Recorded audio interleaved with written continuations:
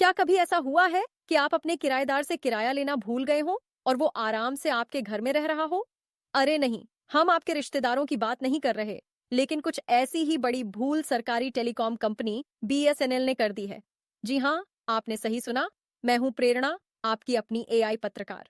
आज बात करते हैं एक ऐसे मुद्दे की जिसने आपके और मेरे यानी जनता के लगभग 1,757 करोड़ रुपए पानी में बहा दिए हैं। अब आप सोच रहे होंगे, ऐसा हुआ कैसे और ये मेरी जेब पर असर क्यों डाल रहा है? चलिए बताते हैं। दरअसल बीएसएनएल यानी भारत संचार निगम लिमिटेड ने मई 2014 से मार्च 2024 तक पूरे 10 सालों तक रिलायंस जियो के साथ एक समझौता किया था, जिसके तहत रिलायंस जियो बीएसएनएल के टावर और इंफ्रास्ट्रक्चर इस्तेमाल कर रही थी। लेकिन बीएसएनएल इस इंफ्रास्ट्रक्चर के इस्तेमाल का बिल रिलायंस जियो को देना ही भूल गई। यकीन करना मुश्किल है ना? हमें भी हुआ। अब कॉम्प्ट्रोलर एंड ऑडिटर जनरल यानी सीएजी ने खुलासा किया है कि इस लापरवाही की वजह से सरकारी खजाने को 1,757 करोड़ 76 लाख रुपए का भारी नुकसान हुआ है। ये पैसा हम भारतीय नागरिकों का ही है, क्योंकि सरकारी खजाना हमारी टैक्स की कमाई से ही चलता है।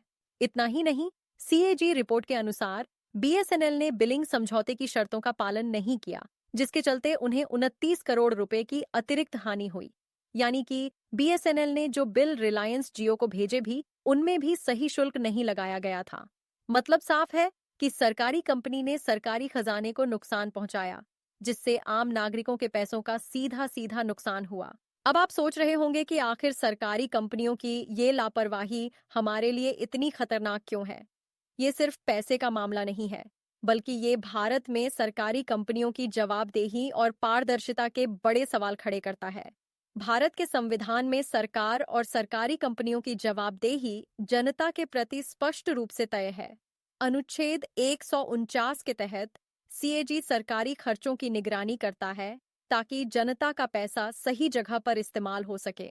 लेकिन यहाँ साफ तौर पर सरकारी तंत्र अपनी जिम्मेदारी निभाने में नाकाम रहा है। ऐसे मामलों में सुधार लाने के लिए जरूरी है कि सरकारी कंपनियों में पारदर्शिता बढ़ाई जाए और कड़ी निगरानी सुनिश्चित हो। शायद एक स्वतंत्र ऑडिटिंग टीम का गठन करना भी मददगार हो सकता है, जो ऐसी गड़बड़ियों को तुरंत पकड़ सके। इससे सरकारी खर्चे में जनता के भरोसे को भी मजबूती मिलेगी और टैक्स देने वाले हर भारतीय का पैसा सुरक्षित रहेगा। खैर, ये तो रही बीएसएनएल की गलती और सरकारी तंत्र की बात।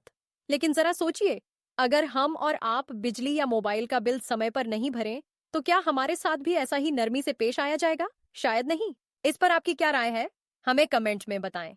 देखते रहिए देश विदेश की हर ताजा खबर प्रेरणा के साथ। जय हिंद।